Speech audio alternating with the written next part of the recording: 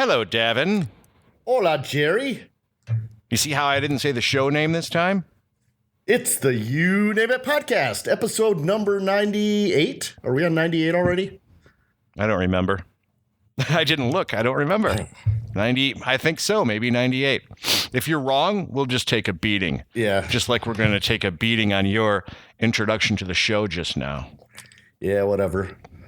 Do it again, though. Do it even more forced. More forced? Okay. Yeah. Ladies and gentlemen, welcome to the You Name It podcast with your hosts, Jerry Taylor and Davin Christensen. Yeah. That was great. That was like a 1970s game show or something like that. It was funny. Step on up. Let's do a shout out to Mr. Bill Kubota, who likes to listen to this show because he loves, what do they call that when somebody's into causing themselves pain? He's a, damn it, I'm doing it again. I'm already doing it, forgetting shit. Misogynist? No, that's men who are against the power of women or something like that. Oh, that's a misogynist. You know, okay, sorry. I don't know. It's not a narcissist because that's just a person who's in love with himself. It's not someone that gets beat with whips and chains by hookers. Dominatrix. Yeah, it's a masochist. He's not into S&M, but we're going to do a shout out for him anyway. Yeah, I actually knew that one about halfway through me not knowing it. I just wanted to stretch out the not knowing to see what else we could think of. But yeah, Bill, thank you for listening, Bill. He's evidently a fan. Cool, we've got a fan. Who else is a fan? Mr. Jim Broderick, who said that you were like messed up in the coconut, right? Yep, correct. Yeah, he called me. He was out of town with Bobby Abs. And they were listening to the show. So evidently Bobby Abs made room on his phone for us. Oh, yeah. There you go. Hey, Bobby. Sorry I didn't return your text the other week, but I was being busy. I miss Bobby. I miss Junior. I haven't seen him all season. Junior. I have not seen him all season. That's a bummer. He just bought a Golden Tee machine, too, for his basement. Yeah. Listeners, that's a guy that we work with on the road, usually, for the last million years. And actually, he's probably 3 seasons in, you think? Yeah, he travels more than I do, which is scary. Yeah. But he's a great guy, and his entire this is the reason I like him so much. His entire objective to life is to have fun. Yes. Now, he does his job very well, but he doesn't hold back on the fun part of life either. No, he doesn't. He enjoys it. Buying a Golden Tee game for his garage. You think he's got enough friends to fill up the garage to play? No, it's not his garage. It's his rec room. He bought a new house last year, a huge house. Oh, how come I keep thinking it's his garage? I guess I'm mixing him up with you and your. Yeah, me and my dumb garage. I was going the other way. I was you and your amazing garage. You and your amazing wooden garage. I'm still trying to get used to the weather here, though. I'm back in Michigan. I'm home. I'm in my garage right now. I've got 3 heaters going. I'm in Michigan as well, and I just turned the heater off in the garage so it wouldn't make noise. But you figure I spent 41 days in Dallas. Then I turned around. Yes. I went right back to San Antonio, and then Fresno, and then Orlando and Tampa. So my blood is all thinned out, and I came back in the office all tan and shit. And I'm not used to this weather. What do you hate about Michigan weather and winters? What do I hate about Michigan weather? Wait, hang on a second. Let's retain some listeners for a second. Okay. Ooh, Hillary's stupid, and Trump is stupid too, and Trump is great, and Hillary's wonderful, and everybody loves Hillary, and nobody likes Trump, and the other way too. Yeah, let's recount. That was her. Let's recount. Anyway, just wanted to make sure that people got their fill of politics since we did it the last 2 episodes. Yep. What do I hate about Michigan? Is that what you said? Yep, about Michigan winters, about wintertime. I hate what I experienced today, which is the first snowy driving day for me. And that means that everybody, and I don't know why it happens in Michigan. I know it happens. I talked about it with people in Atlanta, Georgia, places like that, where the first snow, everybody forgets how to drive in it, and they all get freaked out. Yep. So I don't know why they do that here in Michigan. This happened on the way home. 2 things happened. and I had a doctor's appointment, so I got to leave early. So there shouldn't have been very much traffic. And I'm going down what a freeway here in Michigan called Southfield Freeway, which is otherwise known as Suicide Freeway, because it's sunken in. And you're just trapped in there, and everybody drives like an asshole. So there's a big slowdown for no reason because there was like a cop car on the on-ramp on the other side or some stupid shit like that. Everybody had to look at. So that wasn't that bad, but I got off on Ford Road, which is another main thoroughfare, taking me down to my doctor's appointment, which by that time I was 10 minutes later than I wanted to be. And I'm driving down Ford Road, and they did this thing where there's an accident in the median. There's a cop pulled up on the median next to the wrecked car, and it slowed me down an extra 20 minutes. Don't they know your doctor's on a schedule? Don't they know that? They should know that. His time is important. You can't be late for those. No, but the point is, why would I have to sit through... It was probably 15 minutes of extra wait time because everybody has to look at the wreck. Yeah. It's not on my side of the road. They got to slow down and look at it. And here's the worst part. After, you know how it usually clears right up and everybody speeds up and goes? Mm-hmm. They were going 25 miles an hour for miles after that. Oh, God. Like no one sped up, and I don't get it because the road was salted. It was dry. They all got worried. They all got freaked out. Everybody's freaked out by the accident. Oh, look. Oh, my God. It's snowing still. Snowflakes on the salt road. When the road is wet, it's not slippery. When it's shiny, it's slippery. Stupids. Exactly. Oh, I did a little bit of Christmas shopping today, and... Is this part of your Michigan hating? Yes. Because you got to keep with that topic. Okay. I am.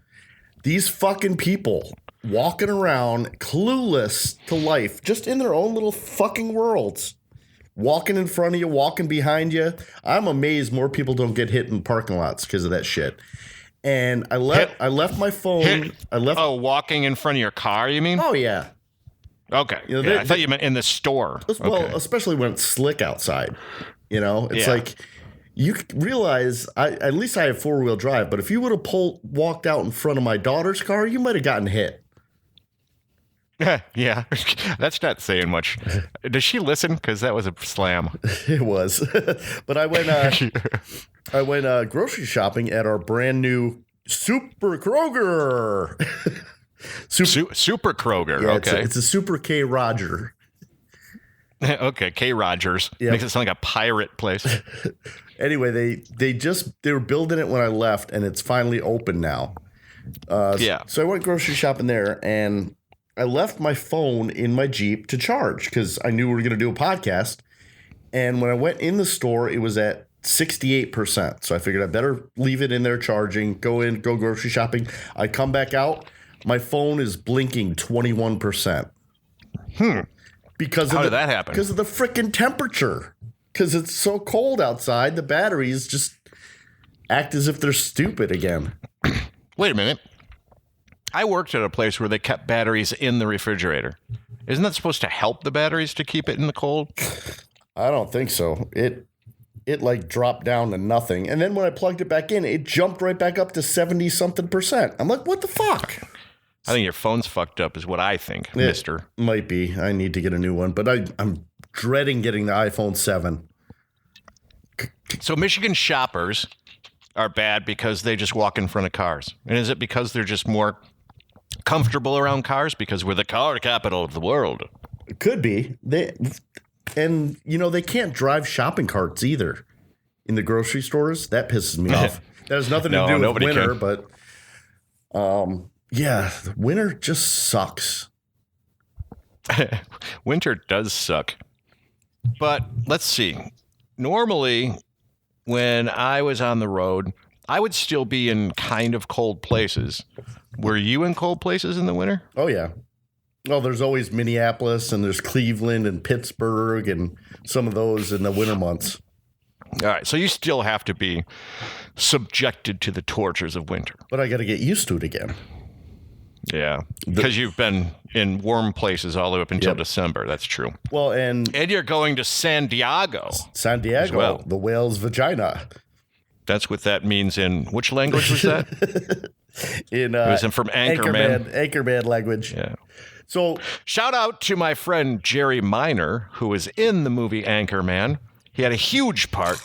He was in the background playing the saxophone in a band. Oh, cool. Now I'll have to watch it again. But he's been in a lot of stuff since then. People would recognize him if you saw him. I remember that. That was early on. That was kind of cool, though, to see that. I wanted to tell you something because you mentioned supermarkets, and it spurred my memory. It's a really bizarre story from a party back in probably the early 90s, I think. Mm-hmm. And it was somebody gave me snuff. Do you know what snuff is? Is that like that packet that you put between your lip and gum, kind of like chew? Yeah, I think they made, there was something that sounded like that. That skull packet thing sounded, whatever they called it, but it's not it. What it is it's just ground up tobacco that you inhale up your nose like cocaine. Oh, that's right? Disgusting. Yeah, it was weird because it wasn't, and it was actually kind of cool. It gave you like a little head buzz too. It's not for that purpose. It's more like for the nicotine, I guess. Okay. But anyway, so the person who gave me snuff was a German person. Here we go with me now going to tread lightly into the waters of offending all German people. Okay, go ahead. German girl, actually. Oh. So I'm talking to this German girl, and you'd think that, and I'm a single guy at that point, so you'd think that I would be fully attracted to this person, because I was by her looks, right? Mm-hmm. But she opened her mouth, and it came out all, I don't know how to say it, all German. Uh-huh. And German language is a very abrupt and sharp kind of language, you know? It's like they're mad all the time. Yep. I dated a German girl once, yes. I know. Oh, with the accent, so you know, okay. But I remember the conversation was hilarious because she was saying to me, I don't understand America because I came over here and you can't even buy a pair of sunglasses. And I'm like, what are you talking about? She goes, in Germany, we have a market where you can go to, and you go to one place to buy fruit, and you go to another place to buy vegetables, and you go to another place to buy bread. But in America, you have to have supermarkets, and you can't even find sunglasses. You still can. Stupid. I just thought that was so bizarre that she was saying that supermarkets were a bad idea. Well, a lot of the advertising now is pushing to buy, shop locally and local business and stuff. And I don't think that's a bad idea because a lot of these places are pushing the little guy out. And yeah, that's absolutely true. If you want to go into the political territory, which I didn't think you'd go to, you're surprising me with this one. But go ahead. Yeah. Well, like this Super Kroger opened up, and now Hollywood Market, which was a really good. I'd go to Hollywood for meats, but not for vegetables because their vegetable selection wasn't that good. But it was close and convenient. This one's a quarter of a mile further away, and now Hollywood is suffering to the point where I went in, stopped in there, and they're trying to get the deli people to actually look busy, even though they're not busy. The parking lot's dead now. No one's in there. Their vegetables aren't selling, so they look crappier than ever because everyone's going to this new Super Kroger supermarket where you can't even find a pear. Anyway, that reminds me too now that in the olden days, back when I was a young man, I shared a house with a bunch of people. One of the guys we almost considered to be wealthy because he had a great job. You know what that great job was? What was it?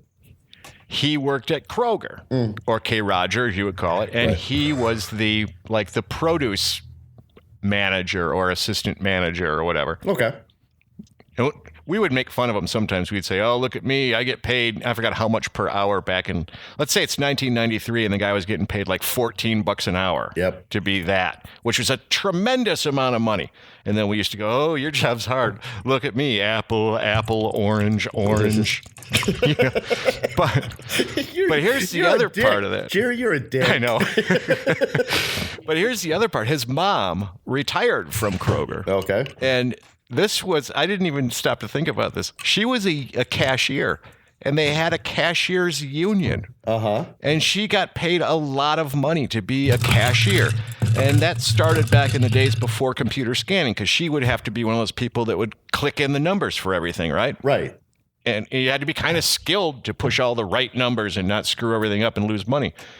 So anyway, they had a union. She had a pension.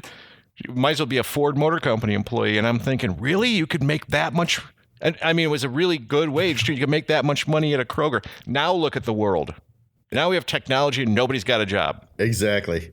I saw and any job you have is a shit pay job because technology is doing all the work for you. I saw a sign at one of the car washes that I passed by on the way to work, and they're hiring for $12 an hour. And I'm thinking, who wants to work at a fucking car wash in the wintertime for $12 an hour and freeze your ass off? So nobody. $12 an hour. I'm getting old because that seems like a lot of money to me right now for a car wash job. It does, but think about it. You're wet, you're cold all the time. You got damp towels in your hands all the time. You got the grandma fingers going. What do you got? Grandma fingers. Someone just drank. Yep. $12 an hour. This is another thing. Shout out to the Facebook discussion group called Platos Fire. Platos Fire, okay. It's a private group, so I don't even know why I'm saying that, but it's for Jack Lupo is the guy who runs it, and this is for him.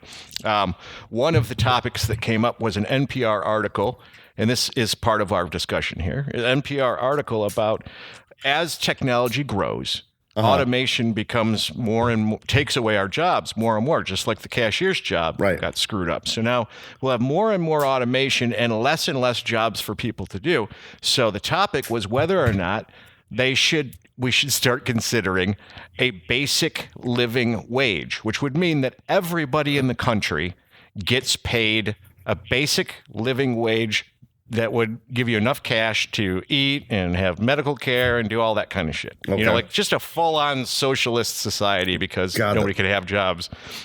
And of course, it's kind of a shitty idea, but the discussion was pretty cool, and I wanted to ask you about it. Okay. So do you think that if you made a regular old comfortable living where you could live in a brick ranch house and it's not, you know, no, let's pretend that the crime is not bad and stuff like that, would you sit around and enjoy life, or would you try and do other things to make money? I would try and do other things. I mean, thing is now I make a decent wage and I still find myself broke. And it's hard when you look at the big picture at the end of the year, when you see the bottom dollar and you go, where the fuck did it all go? Yep. Because everything, everybody deals with a lot of that. Well, everything, I look now and everything's going up in price. Everything is expensive as shit. And I could not imagine working a $30,000 a year job and trying to survive nowadays. There's no fucking way you could do it. No, I agree. You couldn't do it and live anywhere near a lower middle class lifestyle. I wonder, you would be, if you had $30,000, you would be in a shithole apartment somewhere you'd have to choose one utility. Yep. Be like, what do I want this month? Do I want gas or do I want electric? Exactly. Well, and you wonder how the teens that are growing up nowadays, I think about my daughter, who they grow up in a society where they've been given a lot of things in life and a lot of opportunities, and they're used to being handed things. And when they get out into the real world, what the fuck are they going to experience, you know? Mm-hmm. Well, I don't think, and maybe I'm wrong, but I don't think that you encouraged the handed to behavior. If I remember correctly, you had them working for their cash and stuff like that, which is great. Yeah, but I gave my daughter a car when she turned 16. So now I got to do something for my son similar. And she wants to go to spring break. Here's her big thing. She wanted to go to spring break. So I said, okay, well, I'll help you out and I'll pay for the hotel because figure I got enough hotel points. I can get her a decent hotel and take that burden away from her. Yes. Well, then she lets me know that she wants to go to Cancun. Mm-hmm. And she's going to go with a friend of hers and her friend's aunt. So now there's three. How old is the aunt? That's what I have to find out this weekend when I have my daughter. Because I have a feeling she's like probably 22 and she's going to be the one buying the alcohol, right? I was going to say, if she's like 35, maybe you should go. Yeah, that'd be nice. But the whole thing is, it's like, okay, I offered that up, but that was for you. That wasn't for your friend and all, So what are you doing? Collecting money from them to sponsor you, She might be if she's smart, but then she also might be just like, oh, you just flop in my room. We'll get like a room with 2 beds and you get one and then you sleep on the floor. Yeah. Problem is the hotel points that I have, everything for Cancun spring break is booked except for the Hyatt. And I've got Hyatt points. I look, there's a Hyatt that's $528 a night. It's an all-inclusive, adults only. I'm like, there's no way I'm putting my name out there on a room for 3 kids to party right, in and Cancun and wreck, and then I'm going to get a call from Hyatt and they're going to knock me down to nothing status. Yep. So I told my daughter, tell you what, since you've got multiple people staying, how about I pay for your flight? And then my mom was yelling at me for that. Why are you fucking offering that? And I started thinking about it, and I'm like, when I went on spring break, I went to Fort Lauderdale, and I paid for everything myself. Yep. And these kids are expecting it now. Yeah, I never went to spring break because I never had enough money to pay for it. My parents weren't going to give me any money for spring break. You know what they did do? They got me a car. And it was when I graduated high school, and there might as well have been a giant ribbon on the top of this car that said, "Get the fuck out." Right, because it wasn't a decent car, I'm guessing. No, it was a old car. It was a 1978 Dodge Colt, which just happened to be the car that somebody's friend was selling, which was great. I loved getting. I'm not going to complain about the car at all. But I think the real message of the car was, you graduated finally. Here's your car. Right. Now move out. Right. That's what it was. And that's the other thing. It's like I'm still paying for insurance and stuff like that. And it's like when I got my first car, I wasn't on my dad's insurance. I wasn't on my parents'. I ended up paying my own insurance. When I had my own car, I had to pay my own too. There was no choice. I think my first car was a 79 Camaro. Because I had to have a Camaro, and then I think a bitchin' Camaro, and I think we paid $3,500 for it. Yeah, and then that would mean it was in really good condition back then. Yep, that's exactly what that means. You had a really nice car, didn't you? Because we're talking '84, so right. And I ended up having one of my neighbor friends worked in the auto body shop at school. Yeah. And they'd go off site and they'd, have a project car. So I made my car the project car. And they painted it and they fixed all the parts and shit like that. And I got creative with it, What did you give them in return? Well, they had my car for 3 months. They had your friendship is what they had. And you had a nice, fixed up, beautiful car for free. Yeah. Nice work. With fish-eyed paint and all kinds of other shit because they're all learning. But you know what? Who cares when you're in high school?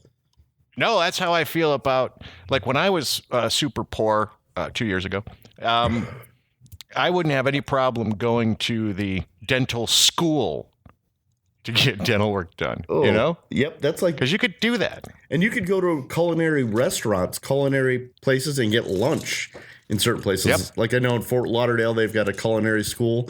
And one of the lunch places right by the convention center was run by the culinary school. And you can go get lunch for $8, and you're getting gourmet food. Yep, because that's what they're teaching those kids to make. Mm-hmm. Some gourmet grub is what I want. So anyway, you should just pull everything back and don't give anything to her and make her pay her own way. I probably should. Well, she's going to hate me for saying that. She's already going to have a very light Christmas because she needed new tires for the Honda. So last time I was home, I had to spend $500 and get her new tires for the car because it was getting bad. But since when? That's another thing. Since when do we now have to pay $100 a tire? Oh. Not that long ago, it was like you could go and get a set of tires for like $20 or $30 a piece for. Like a new tire might be $45 each. Yep. It seems like they doubled in price in like 2 years. Yeah. That's what it feels like. And the warranties on tires are such bullshit. Because they go by tread wear and shit like that. You never get what they say that you're going to get out of them. It's so ridiculous. No, it's like the lease deal too. Now they want you to buy tire protection, which is an extra $1 million on top of your lease. Because this way, if you get a flat tire or a tire has to be replaced, then you don't have to pay for it. But if you drive them enough and there's enough wear on these tires in your couple of years, they'll make you buy a whole new set of tires. Like, what's the fucking purpose of that? You're leasing the car. How about we lease the tires too, jackasses? Yeah. How about you protect us from the tires? That or prove that you've done tire rotations every 10,000 miles, which nobody fucking does. Oh, like you're supposed to try and prove that? You have to prove that to get the full warranty on some of them, and it's stupid. Oh, yeah. Oh. It's just loophole bullshit. I want you to tell me how stupid I am. Are you ready? I'm not going to say that because we're on the topic of corporate bashing you. You bashed back. I know. I saw you send me a text that was showing your check from the Facebook lawsuit. Yes. So yeah. That's the first check I've received from, what is it? Topclassactions.com. Topclassactions.com. And it does pay off. And when I cashed it, the cashier at my bank was like very into it. She wrote down the website and she was going to go look and see if she qualified for any. Everybody should check it out. Because otherwise it goes right to the lawyer's pockets, any unclaimed funds. Topclassactions.com. But so you just fought back. In fact, if you think about it this way, you just got paid $15 for your last 8 years of Facebooking. Exactly. Has it been worth it? No. But I met with my State Farm rep before this last trip, and they've got this thing where you put a Bluetooth device, and I thought it connected to your car. Nationwide does it where you connect it to your car and all this other. State Farm does it the stupid way. They send you this little Bluetooth device, and you have to download their app, and then you have to have Bluetooth on your phone at all times. That is stupid. Which drains the battery. But I've got two cars. So I've got my car, and then I've got the Honda under the same insurance policy. So they both show up on my app. So I've got to put one in my daughter's car too. And basically it tracks your driving. Your GPS has to be on, your Bluetooth has to be on. And because I'm doing that, I'm getting a 5% discount, which basically brings my rates back down to what they were last year. Yeah. But now, and next year it'll go up 5%. But now I'm concerned, and I'm waiting for you to tell me I'm an idiot, because if they see sudden acceleration, or if they see I'm driving 37 in a 35, am I going to get flagged for being reckless in their eyes? What do they consider, All right, so I've already kind of done this. Okay. Because the great company General Motors, with their OnStar system, will automatically track that for you if you allow it. You can say, go ahead, track my driving. And it'll say, you could then use this to submit to your insurance company so you don't have to have their Bluetooth device. Right. So it's already just active in your car. You don't have to do anything with your phone. The car does all of it itself. So I told them, yes, but don't submit to the insurance company. But it'll give you the reports, so then you can decide whether or not you think you're going to be able to get a discount. Okay. So you can try it out first, right? That kind of thing. Yep. And what it ends up showing is it will give you a percentile of what a good driver you are. Okay. It'll count how many hard brakes. It'll count how many sudden accelerations that you have. I don't know that it counts speed limit, braking, because it never shows up on my list, because I could pull it up at any time and look at my scores for the last couple months and see what kind of driver they think you are. Right. But here's the thing. I feel like when I'm driving to work that I'm driving like a grandpa, because I always make it so I'm not in a hurry and I'm just cruising along and I'm not trying to speed or anything. And they have me down for like all these sudden accelerations, like, oh, you had, 6 sudden accelerations this month or something. And I think they count shit like when you're turning into traffic. Mm-hmm. So you're on your street and you're trying to join traffic. Right. Of course you have to suddenly accelerate. Right. But my score's not bad, because I think I'm in the top 10% they give you of good drivers. They give you a score. Yeah, they give you like, you are at 91% or 89% or something, which means 100% you're the best. Do you get a trophy or does everyone get a trophy? No, not everybody gets a trophy. You participated by looking at the page. But I don't know that I would be saving any money, and I don't know that I even care that much about it. Well, the thing mine's going to show is, okay, well, why is he at a casino? They're not going to do that. He's at a casino, then he's at a bar, and then he's at another bar, and then he's at another bar, and then he's driving home at 2 a.m. I don't know that they could do that. I guess if we look at what the NSA did to us all, right, that there is a chance that they are trying to track. Whereas, like, compare where your car's parked to where you say it's parked. Right. Because some people will say, "Oh no, I still live in Livonia because it's a better place than Garden City." They won't change their address for a while, and they might nail somebody on that. I don't know. I don't know if they track any of that. Well, but it is an interesting Big Brother thought. Well, legally, if you were accused of murdering someone and dumping a body in a marsh somewhere, yes, could you use that documentation as to verify your whereabouts, or could they use that against you? Both ways. You could use it as an alibi, or it could be used as evidence against you. If your lawyer introduces it, then they're open. The other side can look at it whatever they want to, or if they subpoena it, then you have to deal with it on your side. But there's no proof I was driving the car. There's just proof that my phone was paired with that vehicle. Right. That is damning evidence, but a good lawyer can make an argument against that too. Okay. Now, if it's just that, like buying the OnStar, the lawyer would be able to say, "We don't know who's driving that car." Exactly. But that's the other part too. Do you remember when I was in Tampa and I showed you the timeline from Google Maps? Mm-hmm. Same thing. Yep. Because that tracks exactly where I'm at all times. Any day I can look on there and find out where I was. Is that so when you're so drunk you have no idea what you did when you go to a Cuban dance club with some weird people and yes, you just know, oh, I was here. Yep. If you get blackout drunk, you can figure out where you're at. In fact, I turned it on Lisa's phone and I can't figure out why she keeps going to the gun store. I don't know what that's all about. Oh, she just flipped me off because she just came out during that. She's been sitting here. And Karen the dog is sitting here bothering me too. Oh. Trying to chew on my headphone cable. Stop it, Karen the dog. Bob in the background came home. He walked in and walked right back out again when he saw I was doing a podcast. So, but he used to be Bob in the background. Now he's decided to retire. I don't know. He's probably inside eating. Anyway. Stop. Sorry, that's I had to yell at the dog again. So do we want to talk about our casino trip, Jerry? Let's see. Let's talk about our casino trip then. How fruitful was that? We had fun drinking. Yes. We lost money. That was the fun part. All right, I'm going to fess up to you what I've told Jim Broderick on the road about you. Okay.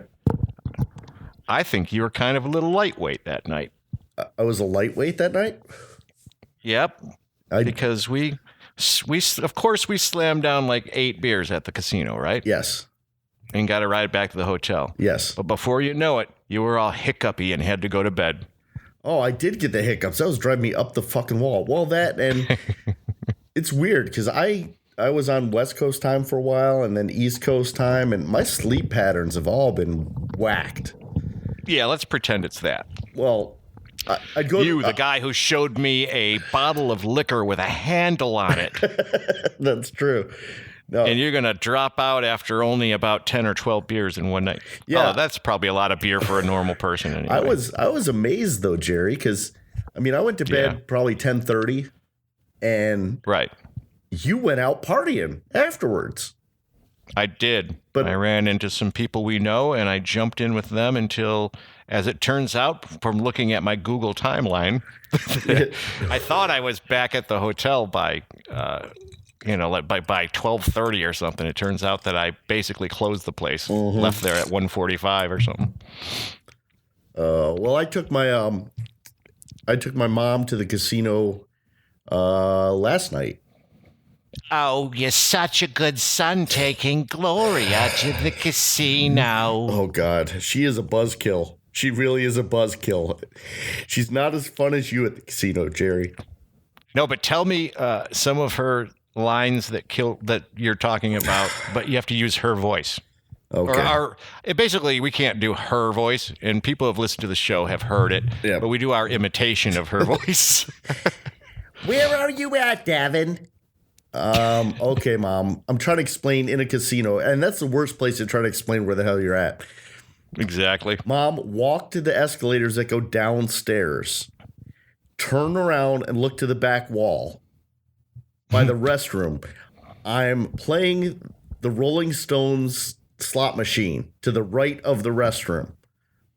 I can't find you. I get a call back again, and I'm like, oh my God.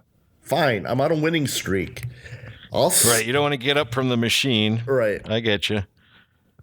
Just totally kills the whole thing. But I did win. Went to Motor City and I lost $360. And I was ready to go. And then she wants to do the whole comp thing. Because she doesn't get out much. She's an older woman and she's got all these casino comps. So she wants to buy Christmas presents. So we gotta. Oh, wait a minute! Christmas with Cheapskate Gloria. Yes. just like our famous episode with you. So were you and your mother? You're genetically disposed to being cheapskates for Christmas and using all your comp points. Yep. So funny. We go have dinner on comps at the little deli there first, and it takes forever, and then we go to the casino gift shop and buy some made in Detroit stuff that's all overpriced. I mean, they've got sweatshirts in there for $78, but you're paying you're paying with comps. A Lion sweatshirt is not $78. I'm sorry. It's basically whatever the price would be in the store, double it. And that's what you're paying. Yeah. So we did that, and she convinced me. She's like, well, let's go over to Greektown Casino for about an hour. Where were you at, Motor City? We were at Motor City, and I already lost, and I was ready to call it a night. And she wanted to hang out with her son because she never goes out. So I'm like, okay. So we go to Motor City. The second spin I have, I went on Greektown now. Yeah. Now you're at Greektown. Now we're right? at Greektown. Second spin I have on a machine, I win like $140. So I'm like, okay, cool. I'm doing better here. Yeah. So I keep playing. I hit $950 on one of those quick hits. Yeah. And the bad part is, okay, I was in the bonus round. So I hit 7 quick hits and won $950. Then my next spin, I end up getting a 3 times bonus. So it adds 3 times whatever you win next.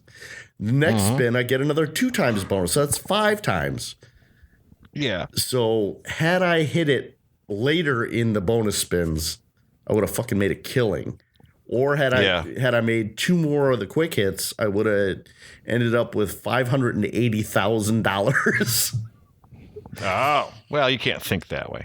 Because those machines, I'm convinced, are designed to trick you into thinking that would be possible. Because you'll notice as you play these games, it will line shit up to be the super big mega award all the time, but just be one thing off. Yep. Or you almost got shit it like that.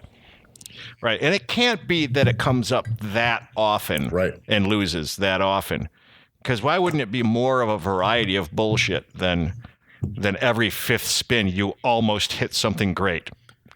It's programmed to deceive, just like the Hotel California. See? I think it's programmed by the people that program the new update for Apple. The casino programmers actually did a great job because they're soaking you for all your cash and it's working. The other deal is, wait a minute, soaking you for all your cash and not working. Yeah, so. I think they give you a little bit. They make you win a little bit just to suck you back in. Yeah, and also you'll notice that when you do win a bunch, it might hit a couple more times, like for smaller amounts. So let's say you hit for $97. Yep. And then like 3 spins later, you hit for another $23. And then you hit for another, $10. And then it just dies until your money runs out. But it seems to me like they've got a dial. Like I picture this room in the back of the casino with this giant fucking 3 foot by 3 foot dial. And a guy goes in there and he's like, there's a hockey game tonight. We're going to be really busy. And he just turns the winning dial up and people start winning. And then all of a sudden it's like, okay, shut it down. And they crank that fucker down like they're turning a fucking ghost ship, Yep. And they do. They program those slots to pay off a certain amount and to take in a certain amount. And of course they call it, they call it how loose they are. Right. And I was told by a very reliable source that I can't divulge on this show because I signed a non-disclosure agreement that you went to the right casino in Detroit. So. Oh, okay. Greektown is the highest paying one? That's at the time, that was what they were saying. Okay. These people that I can't tell you who they were. So. Is it the NSA? Yes. It was actually the NSA. I was in a meeting with them, Elvis, and Jimmy Hoffa. Awesome. They were telling me that. Well, it wasn't really Jimmy Hoffa. It was Jimmy Hoffa's remains. But Elvis likes holding them. Nice, so. Jerry. Your new conspiracy theories. They don't really make any sense. Let's see. What else casino-wise? You had me on a casino thing because we're going to wrap up here in a minute. Casino. Well, neither one of us won when we went. No, but I won I won in Greektown, so that's good. Yeah, that's it. Was that after our trip? Yes. Okay. I didn't know for sure. I didn't listen closely enough to hear when it happened. This was just yesterday. Yesterday? Yes. Okay. Which will be 2 days when the show posts.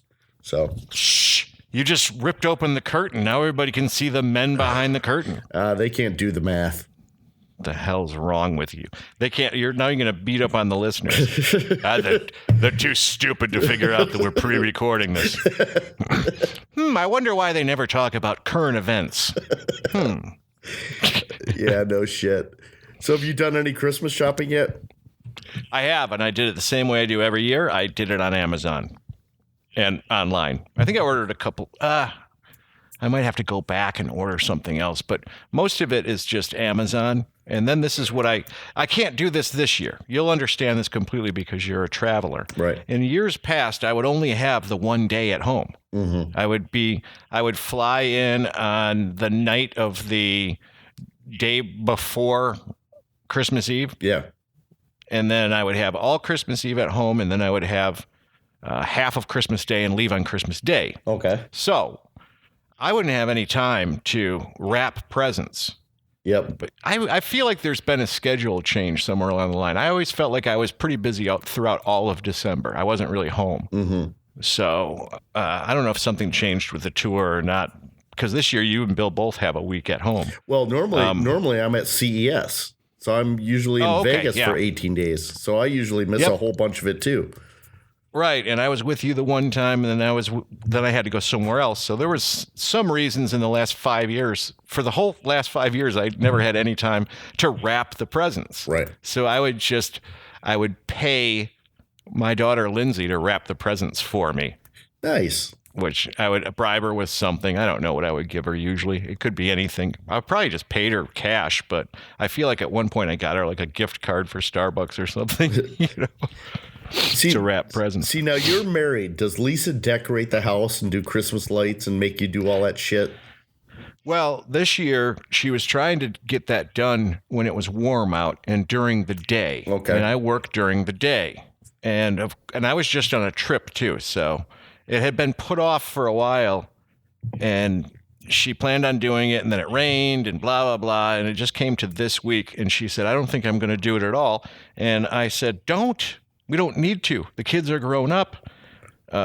We don't need to join the whole neighborhood fun, especially since we're like one of the only people that do it. Yeah.